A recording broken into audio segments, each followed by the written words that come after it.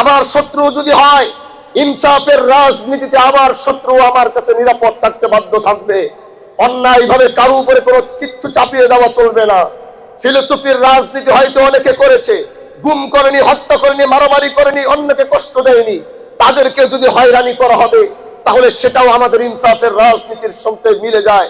এজন্য আমাদের কাছে যে শিবচর নিরাপদ, আমাদের কাছে যে শিবচরের মানুষ নিরাপদ, আমাদের কাছে যে শিবচরের মা বোনরা নিরাপদ, আমাদের কাছে যে শিবচরের যুবকরা নিরাপদ, এটা ঘরে ঘরে গিয়ে বলে দেন হানজালার কাছে শিবচর নিরাপদ।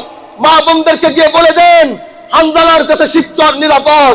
যুবকদেরকে গিয়ে বলে দেন হানজালার কাছে শিবচর নিরাপদ। আমি আমার শত্রুকে বিপদের মুখে ফেলতে দিব না যদি ইনশাআল্লাহ আমি বেঁচে থাকবো।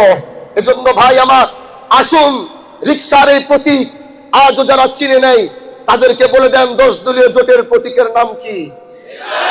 আওয়াজ করে বলেন 10 দলীয় জোটের প্রতীকের নাম কি? মা বোনদেরকে চিনিয়ে দিতে হবে, শিবচরের ঘরে ঘরে চিনিয়ে দিতে হবে।